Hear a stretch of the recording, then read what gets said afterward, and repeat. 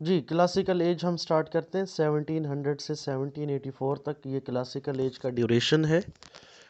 इसको Augustan age भी कहते हैं, न्यो क्लासिकल एज भी कहते हैं, सूडो क्लासिकल एज भी कहते हैं, age of reason, age of sense, 18th century literature और एज ऑफ एनलाइटनमेंट भी कहते हैं।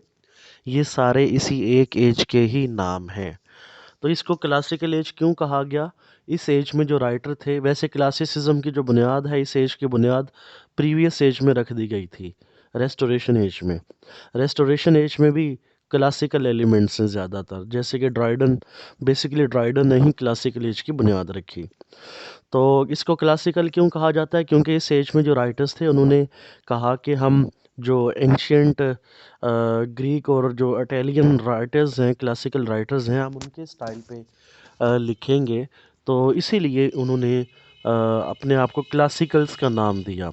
अगस्टन एज, सीज़र अगस्टस एक इटालियन बादशाह थे। उनके टाइम पे एक बहुत अच्छा लिटरेचर प्रोड्यूस हुआ। तो इन्होंने भी कहा कि हम उसी टाइम के लिटरेचर को प्रोड्यूस करेंगे, उसी तरह का स्टाइल अडॉप्ट करेंगे। तो इसीलिए इनको अगस्टन एज भी कहा जाता है। नियो क्लासिकल एज, क्योंकि ये एक नई क्लासिकल एज है, इंग्लिश क्लासिसिज्म है, इसलिए इसको नियो क्लासिकल एज कहा जाता है। सूडो क्लासिकल एज, क्योंकि इन्होंने कॉपी करने की कोशिश की, लेकिन वो सही तरह कॉपी नहीं कर सके असल क्लासिकल को। तो इसीलिए इनको जाली, नकली, आर्टिफिशियल क्लासिसिज्म भी कहा जाता है। तो इसलिए इसको सूडो क्लासिकल एज भी कहते हैं। एज ऑफ रीज़न है, एज ऑफ सेंस, के इस एज में लोगों अपनी हर मैटर में रीज़न और सेंस को यूज़ करने पर फोकस किया गया। दैट्स वाई इसको एज ऑफ रीज़न और एज ऑफ सेंस कहते हैं। 18th सेंचुरी लिटरेचर है, क्योंकि ये सारी जो सेंचुरी है इसमें क्लासिकल एज है, 1784 तक ये चल रही है, और इसीलिए इसको 18th सेंचुरी लिटरेचर भी कहते हैं। एज ऑफ एनलाइटनमेंट है, लोग बाशऊर हो चुके थे, लोग जो है वो ज़्यादा रैशनल होके सोच रहे थे, लोग ज़्यादा बाशऊर हो गए थे सोसाइटी के अंदर, इस एज के अंदर, इसलिए इसको एज ऑफ एनलाइटनमेंट भी कहते हैं। तो ये सारे इसी एक एज के नाम हैं। तो अब आगे हम सबसे पहले ये देखेंगे, क्योंकि बार बार बात होती है जी, ग्रीक लिटरेचर, बार बार बात होती है इटालियन लिटरेचर, वहाँ से कॉपी किया गया। ये तो बात बिल्कुल ठीक है कि जो इंग्लिश लिटरेचर है वो एक कॉपी है, वो उसने जो स्टार्ट लिया वो ग्रीक और क्लासिकल को कॉपी करके, वहाँ से उनको स्टडी करके जो इंग्लिश राइटर्स हैं उन्होंने अपना स्टार्ट लिया। तो अब फिर इसी उसी बेस पे फिर इसको क्लासिकल एज भी का नाम दिया गया, और क्योंकि प्योरली 100% उनको कॉपी करने की कोशिश की गई। तो इसमें हम देखते हैं कि जो असल क्लासिकल एज थी, पहले हम ये देखेंगे कि वो क्या थी। तो आज तक हम सुनते ही आ रहे हैं कि जी क्लासिकल एज, क्लासिकल एज। तो जो असल क्लासिकल एज है उसको हम देखते हैं कि वो क्या था। तो क्लासिकल पीरियड जो कि 1200 BCE से 455 CE तक है। तो इसको हम 4 पीरियड्स में डिवाइड करते हैं। इसमें ये एक नई क्लासिफिकेशन है, BCE, before the common Ira, CE common इरा, और C करंट इरा, कि जो इस वक्त जो चल रहा है वो करंट इरा है, और इससे पहले जो था वो कॉमन इरा था। ठीक है। मतलब आप ये कह सकते हैं कि जो एंग्लो सैक्सन से लेकर मॉडर्न एज तक वो सारा जो है वो कॉमन इरा था, और उससे पहले जो है वो बिफोर द कॉमन इरा था। ठीक है। तो इस तरह 3 एजेस में इस वर्ल्ड को हम डिवाइड करते हैं। जी, सबसे पहले हम देखते हैं अ, इसको जो क्लासिकल पीरियड है, इसे 4 फर्दर पीरियड्स में डिवाइड करते हैं। पहला है होमरिक और हीरोइक पीरियड। होमरिक और हीरोइक पीरियड ये 1200 से 800 BCE तक का जो ड्यूरेशन है वो होमरिक और हीरोइक पीरियड कहलाता है। उसके बाद फिर क्लासिकल ग्रीक पीरियड है, 800 से 200 BCE का जो ड्यूरेशन है वो क्लासिकल ग्रीक पीरियड कहलाता है। फिर उसके बाद है जी classical Roman period. Classical Roman period क्या है? 200 BCE से 455 CE, ये क्लासिकल रोमन पीरियड है। फिर उसके बाद नंबर 4 लास्ट में है पेट्रियस्टिक पीरियड, जो कि 70 CE से 455 CE तक, ये सी नहीं है, ये 70 CE है, 70 CE से 455 CE ये पैट्रिस्टिक पीरियड है। तो इस तरह ये 4 एजेस में हम क्लासिकल पीरियड को डिवाइड करते हैं। फिर पैट्रिस्टिक पीरियड के बाद फिर जो क्लासिकल एज है वो ख़त्म हो जाती है। तो सबसे पहले है होमरिक और हीरोइक पीरियड। ये 1200 से इसमें लेकर 455 दो दफा लिखा हुआ है सर, पिछला जो पेज है ना सर, लास्ट स्लाइड कहाँ पर है? क्लासिकल में Roman period 3rd number sir. 200 BCE से 455 सीई और नीचे भी हाँ 455 हाँ, CE। वो मैं बता रहा हूँ ना कि फिर वो 455 से लेकर आप 800 भी तो दोबारा लिखा हुआ है ना, ऊपर देखें, 1200 से लेकर 800 BCE, फिर 800 BCE से लेकर 200 BCE। समझ आ रही है? Yes sir. ये मतलब यस सर। ये जो है ना, ये बिफोर क्राइस्ट की बात है। मतलब यहाँ पर अभी जैसे कि हम कहते हैं ना 1601 जो है वो कम था, और अब इस वक्त जो है वो 2022 है। तो बिफोर क्राइस्ट से पहले क्या होगा, ये सारी तरतीब उल्ट होगी, ठीक है? Yes sir. तो ये तरतीब जो है वो उल्ट है। ये पैट्रिस्टिक में सर फिर ये सिर्फ सी होगा था ना सर? सी नहीं है, सिर्फ सी ई है। ये सी गलत लिखा हुआ है, ये सिर्फ सी ई है। मतलब 455 CE से लेकर 70 CE, मतलब Yes, sir. ये 70 ईयर ठीक ठीक। बिफोर द क्राइस्ट है, सॉरी आफ्टर द, ये Yes, sir. खैर क्राइस्ट के बाद की बात है। ये 70 ईयर्स आफ्टर द क्राइस्ट है, 70 ईयर्स ये आफ्टर द क्राइस्ट है वैसे। ठीक हो गया? तो Yes, sir. हाँ, पैट्रिस्टिक पीरियड जो है वो भी हम इसे डिस्कस करेंगे। तो मतलब ये 1200 से 800, फिर 800 से लेकर 200, ये कम होता जाएगा, ज़्यादा नहीं हो मतलब होना चाहिए इसे। Yes, sir. और ऊपर जो है ना, ये थोड़ी सी इसमें गड़बड़ ये है। ये आखिरी गलत लिखा हुआ है सर, ये 70 मैं ईयर्स इसमें, है। हाँ, इसमें जो है ना 1200 से लेकर 800, फिर 800 से लेकर 455, फिर 455 से लेकर 200, फिर 200 से लेकर 70। ये इसकी मैं थोड़ी सी करेक्शन अभी यहीं पे कर देता हूँ। ये थोड़ा सा इसमें तरतीब जो है ना ये गलत हो गई है। ये देखें, ये पहला पहला ठीक है, और उसके बाद जो दूसरा है ये है 800 से लेकर दूसरा, ये 800 455। से लेकर, हाँ, 455 है, ठीक है? फिर तीसरा है Yes. 455 से लेकर फिर ये 200 तक है।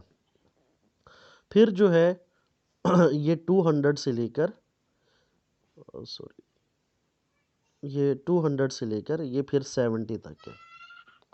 तो ये इसकी तरतीब है, ठीक है? ये इसमें मैं इसको करेक्शन करके आपके साथ शेयर कर दूंगा।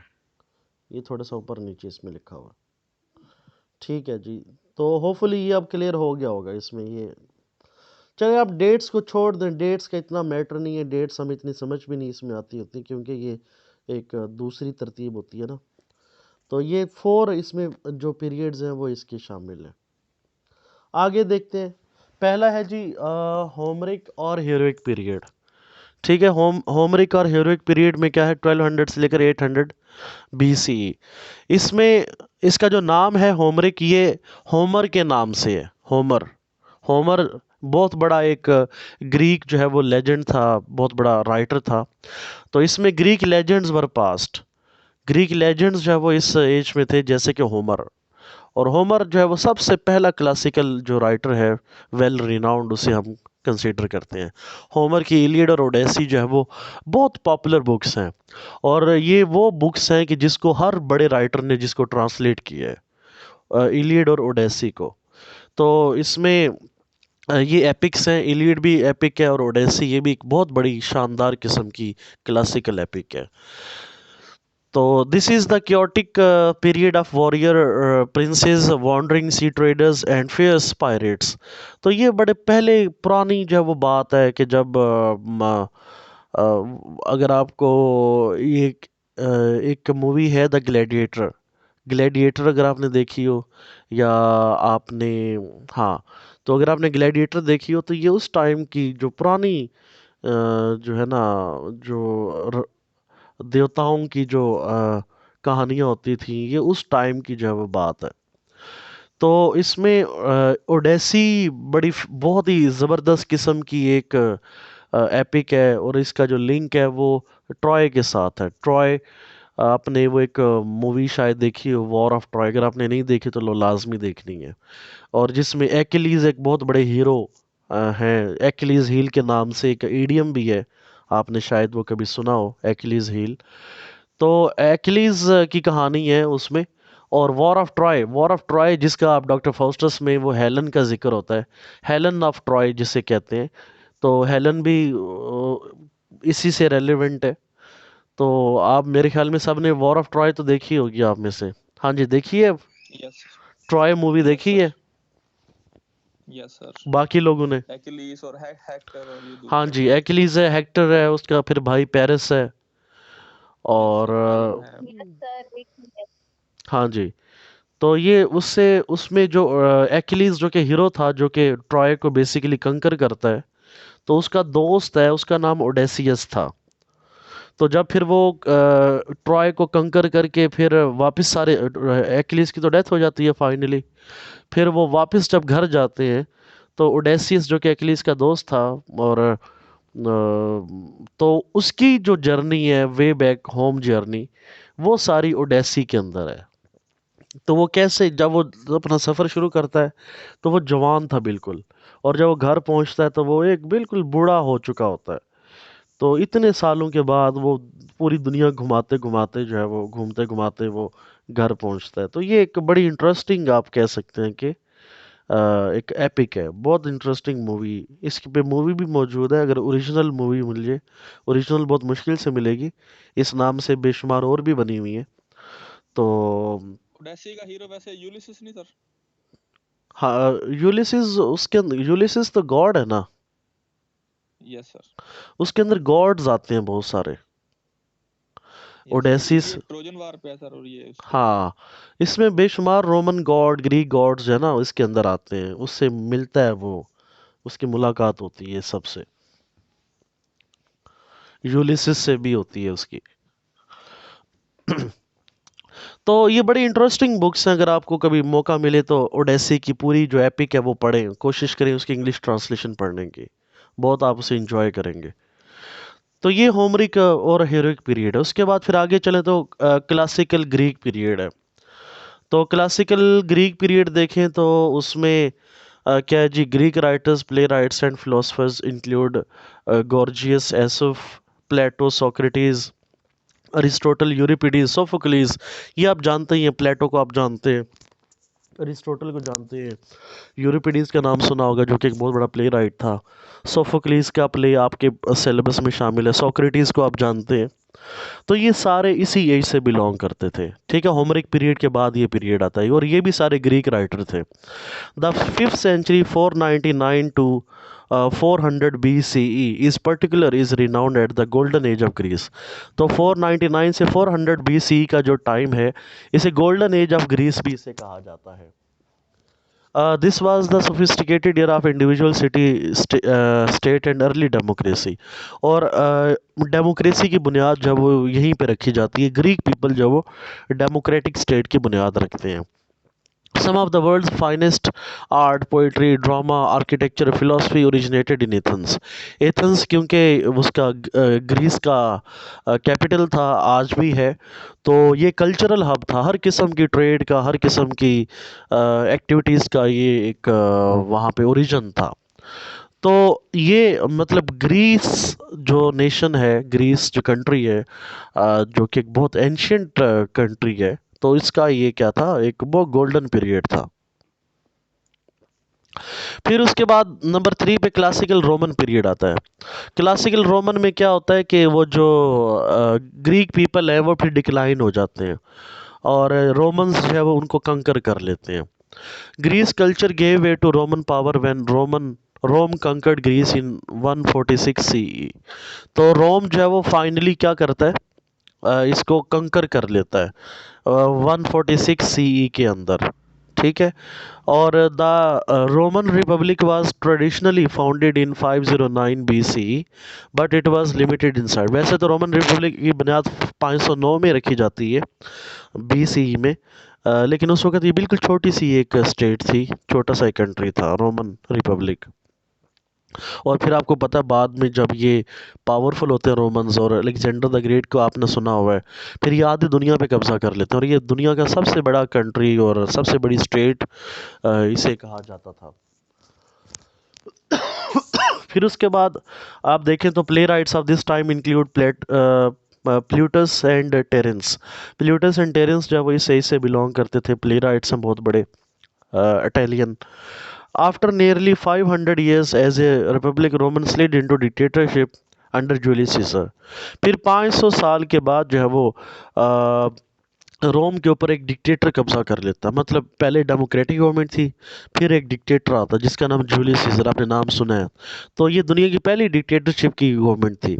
And finally into a monarchial empire under Caesar Augustus. और फिर जूलियस सीजर के बाद जो है वो सीजर अगस्टस आते हैं, और दोबारा फिर वहाँ से यहाँ से फिर दोबारा वो मोनार्की स्टार्ट हो जाती है कि वो डेमोक्रेसी ख़त्म हो जाती है, और मोनार्कियल स्टेट जो है वो रोम बन जाता है in 27 CE।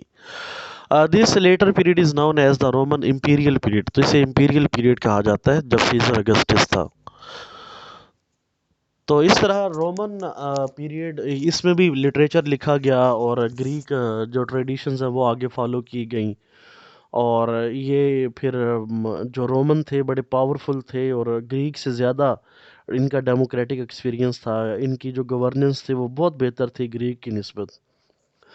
Roman writers include Ovid, Horace and Virgil. जिसमें रोमन राइटर्स देखें तो ओविड हैं, होरेस और विर्जिल। ये भी आपने होरेस विर्जिल का नाम सुना होगा, ओविड का नाम भी सुना होगा। रोमन फिलोसफर्स मार्क्वेस यूरेलियस, ल्यूक्रेटियस, ये सारे रोमन फिलोसफर्स हैं। रोमन रेट्रिशियंस सिज़ेरो और क्विंटिलियन, ये सारे रोमन रेट्रिशियंस थे। रेट्रिशियंस ये आप कह सकते हैं कि जैसे कि आजकल जिसे स्टाइलिस्टिक्स कहते हैं, तो ये रेट्रेशन क्या होते हैं कि जो आर्ट ऑफ मेकिंग स्पीच को आप रेट्रिशंस कह सकते हैं, क्योंकि रोमन जो है वो डेमोक्रेटिक कंट्री था, वहाँ पर पॉलिटिकल पार्टीज थी, और लोग जब वो स्पीच करने का जो आर्ट है, फ़न है, वो सीखते थे, तो वो स्कूल्स बने हुए थे। तो दो स्कूल थे, एक सिज़ेरो का स्कूल था और एक क्वेंटिलीन का स्कूल था। दोनों मुकाबले में जो उस वक़्त ये चलते थे। तो इस तरह ये क्लासिकल रोमन पीरियड था जिसमें बहुत अच्छा लिटरेचर जो है वो प्रोड्यूस हुआ इस सारे ड्यूरेशन के अंदर। फिर पेट्रिस्टिक पीरियड आता है। पेट्रिस्टिक पीरियड वहाँ से स्टार्ट होता है जब क्रिश्चियनिटी का यूरोप में आगाज़ होता है। क्रिश्चियनिटी के आगाज़ से पेट्रिस्टिक पीरियड स्टार्ट हो जाता है। Early Christian writers include saint Augustine, Tertullian, saint Cyprian, saint Ambrose, saint Jerome. ये सारे अर्ली जो है वो क्रिश्चियन राइटर्स इन्हें कहा जाता है। ये हज़रत ईसा अलैहिस्सलाम के जो है ना, इनमें कुछ शागिर्द भी शामिल हैं। This is the period when Saint Jerome first compile the Bible. और सेंट जेरोम जो है वो बाइबल लिखते हैं, क्योंकि आप जानते हैं कि बाइबल हज़रत ईसा अलैहिस्सलाम ने खुद नहीं लिखी थी, बाद में उनके जो शागिर्द हैं वो कंपाइल करते हैं। तो सेंट जेरोम ने बाइबल लिखी। Christianity spread across Europe and Roman empire suffered its dying convulsions. तो क्रिश्चियनिटी फैलती है, और फिर आहिस्ता आहिस्ता जो है ना, जो रोमन एम्पायर है वो फिर अपने जवाल की तरफ जाती है। In this period, barbarians attacked Rome in 410 CE, and the city finally fell to them completely in 455 CE। तो इसमें जो बारबेरियंस है वो रोम पे अटैक करते हैं। मंगोलियन जिसे कहा जाता है, चंगेज़ खान और हलाकू खान की जो जनरेशन है, तो वो फाइनली जो है वो फिर रोमन एम्पायर का ख़ात्मा कर देते हैं। ठीक है, तो उसमें फिर जो टर्किश पीपल हैं वो मंगोलियन का रास्ता रोकते हैं, वरना जो मंगोलियन है वो सारे यूरोप पे कब्ज़ा कर लेते हैं। तो जो मंगोलियन जो टर्किश पीपल हैं, जैसे आप अर्तुगरुल में देखते हैं, वहाँ पे जो टर्किश पीपल, ये फिर उनको मंगोलियन का रास्ता रोकते हैं, वरना ये फिर यूरोप को भी ना छोड़ते। तो ये था पेट्रिस्टिक पीरियड। तो यहाँ तक जो है वो सारा क्लासिकल पीरियड कहलाता है। पहला होमरिक पीरियड है, फिर उसके बाद जो है वो एंशियंट ग्रीक पीरियड है, फिर ग्रीक के बाद फिर रोमन आता है, रोमन के बाद फिर पैट्रिस्टिक आता है, और फिर यहाँ इसके बाद फिर जो क्लासिकल एज है ख़त्म हो जाती है। और फिर इसके बाद आगे डार्क एजेस जो है वो शुरू हो जाती हैं, जब कोई लिटरेचर यूरोप के अंदर जो है प्रोड्यूस नहीं होता, फिर वो सारी ब्रेक आती है, और फिर उसके बाद दोबारा से प्रोसेस जो है वो मॉडर्न एज में शुरू होता है। तो ये है सारी क्लासिकल एज का बैकग्राउंड कि असल जो क्लासिकल एज है वो क्या थी, उसमें कौन कौन से राइटर थे, क्या क्या चीज़ें प्रोड्यूस हुई। तो होपफुली यहाँ तक आपको क्लियर हो गया होगा। कोई यहाँ तक कोई क्वेश्चन है तो वो आप पूछ सकते हैं।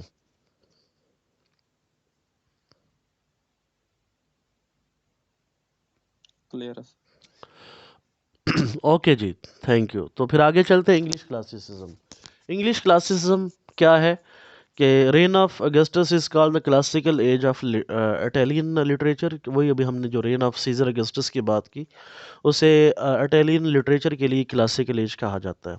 और क्लासिक क्या है? Writers of highest rank in any nation. किसी भी नेशन के अंदर जो हाईएस्ट रैंक के जो राइटर्स होते हैं उन्हें हम क्लासिकल राइटर्स जो है वो कहते हैं।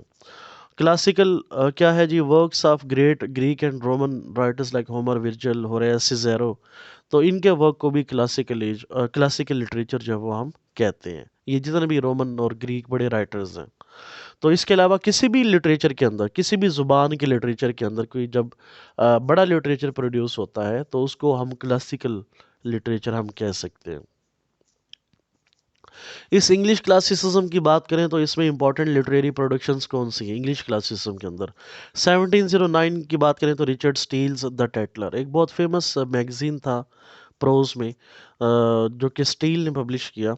तो ये 1709 में पब्लिश होता है, स्टार्ट होता है। 1711 जोसेफ एडिसन द स्पेक्टेटर, एक और मैगज़ीन स्पेक्टेटर के नाम से जो कि एडिसन स्टार्ट करते हैं, 1711 में ये स्टार्ट होता है। 1719 Daniel Defoe's Robinson Crusoe, Robinson Crusoe जिसके बारे में पहले कहा जाता था कि